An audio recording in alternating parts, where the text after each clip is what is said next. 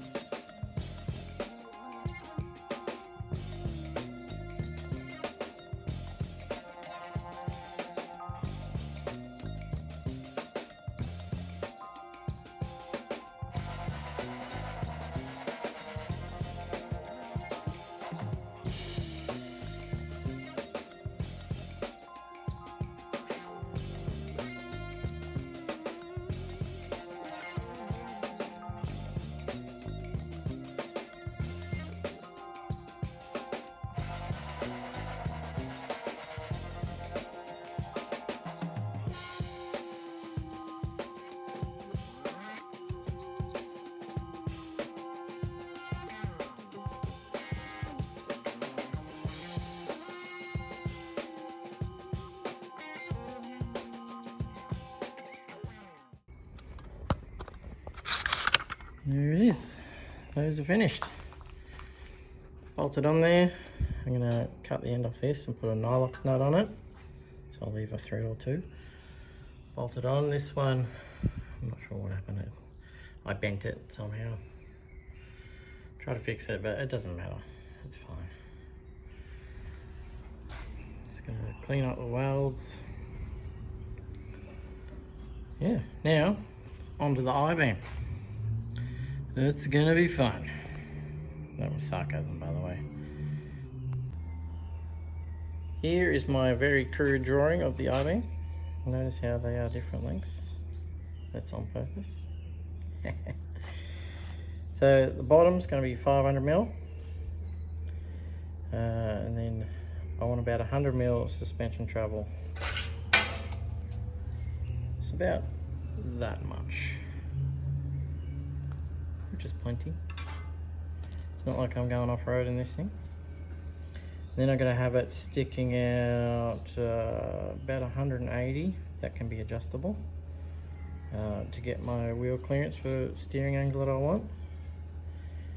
And then 150mm from the bottom up to get the body down low It might look a little bit silly being like that, but that's the only way I can get this thing slammed to the ground. So I'm going to get a piece of metal,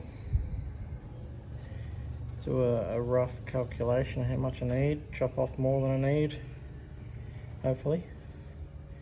I was thinking about using 30 mil 30 by 30 or 1.25 inches, thereabouts. That's the closest to 30 I can think of, and this is 25 or inch. That almost slots in there. I was thinking about using this stuff, but I might just use this. I've got more of this 25 than I have of the 30. This will be easier to work, and it'll still be plenty strong enough. So yeah, let's get into it.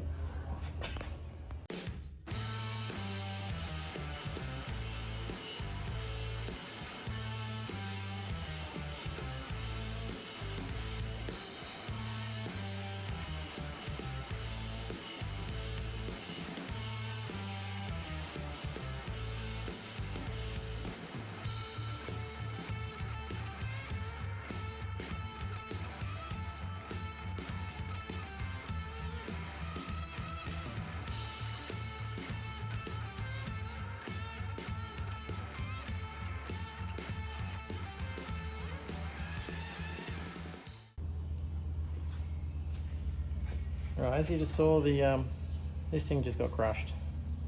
I understand that this has to shrink, this has to stretch, and the material has to go somewhere. That roller is good for slow curves. I'm not trying to do tight stuff like this. So I've got two options. Cut out strips like this and make my own radiuses. So cut it out, cap the back of it, cap the inside of it, weld it to that. Or option two is to put slices in and bend it around. Both of which are a bit dodgy, in my opinion. But I don't really have any other choice. I don't have proper rollers for this stuff. Once I get that lathe going, I can potentially make some that would hold this and prevent it from bowing out like this, and that would stop the crush, because as it's crushing it's getting wider this way. But my lathe's not working at the moment, so that's my options. And cut that rotten bit out and keep it for scrap. Not this bit, I'll keep the other bits.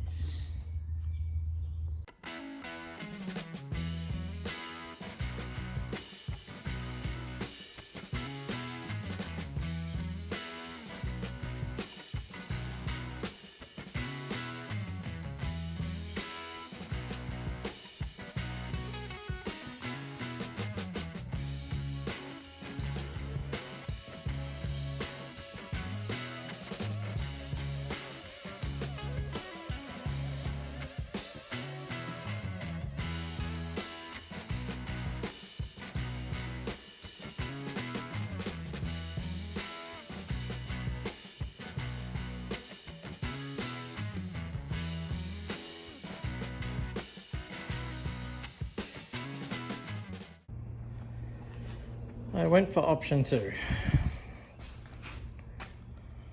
Didn't take as long as I thought. Didn't want it full 90.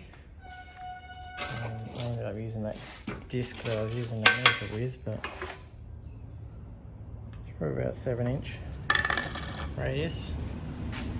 That one's next. Won't bore you with that one. Looking at this, it's hard to see with all those cables there, but in there it doesn't quite go 90. So that's why I didn't make this one go 90. Then when I bend it here, I'm going to have excess material, which is fine. That'll be 150 to the bottom. So right about there. About there. And then it will go 90, so same angle. And how I got these marks is 1/4 inch. I mean, not 1/4 inch, 1/2 inch. Okay, lined up. So it's 6 inch that way, 1/2 inch increments. Then I went in and widened them as I needed them. So next shot will, well, next time you see this, it should be bent that way and up and that way. There is the I-beam all bent up, looking like a pair of motorcycle handlebars. Nice tight radius in there, that swoopy one. So now I'm going to be making brackets for these to sit on either side. Got to sort of weighing up my options. I could take the easy way out, cut a face out of this and just, you know, plonk it in there because these fit perfectly in there.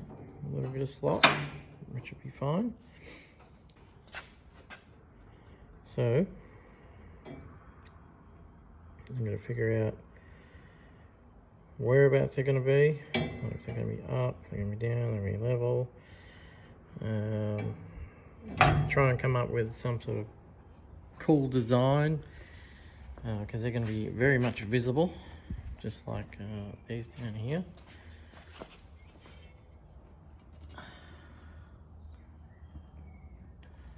Yeah.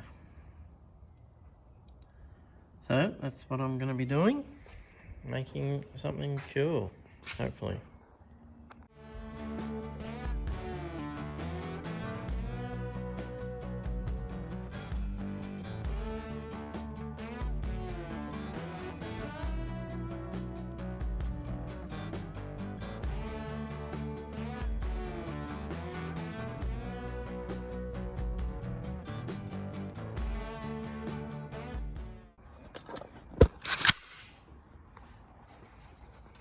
So how well you could see it on time lapse, but that's what I've come up with. They're going to be spikes coming out the front of the out here.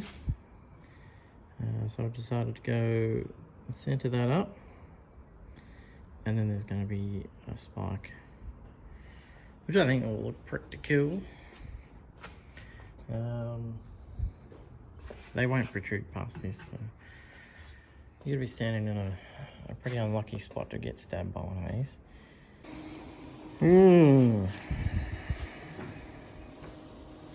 Sorry about that. It's mounted upside down. The seam's supposed to be on the bottom. Anyway, looking at it, it's like, oh, really?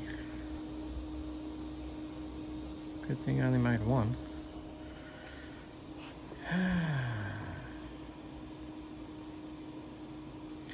Yep. I thought it might look cool, but maybe if I'll sort of copy that, I don't know. Let me know in the comments what you think about that. I'm not buying it.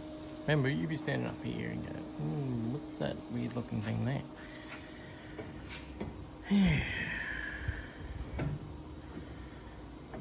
I'm not putting that on my mini hot rod, that's for sure. I think I should keep it simple. Not super simple, but simple. Can do a bit of angle, or I don't know. Back to the drawing board. I want to try one more thing with this before I decide to scrap this idea. I'm going to cut, just imagine this as the I-beam. I want to cut a square in here and try and sink it in. Then I'll have to relocate these holes or shorten the hairpin, either. Yeah, I want to try that.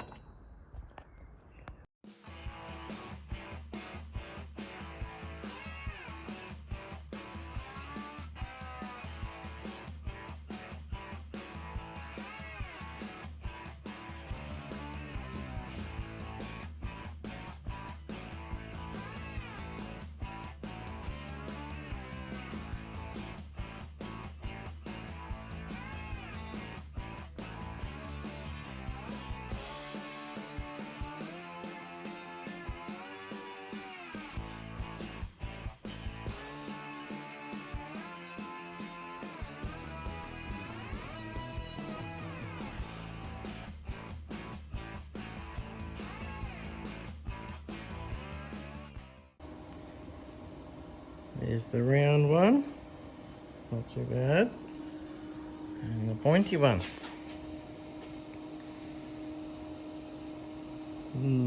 I think I like the round one better.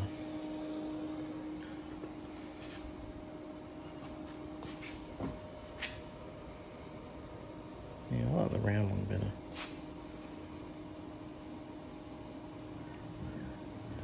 Kind of want to round this off a little bit. But, we'll see.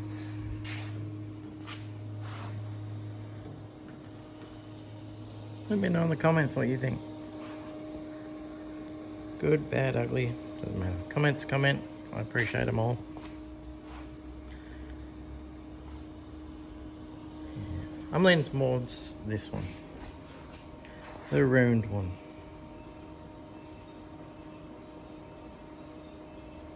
And then I could put like 2 teeth there and 3 teeth. I don't know. We'll see. I like this one better.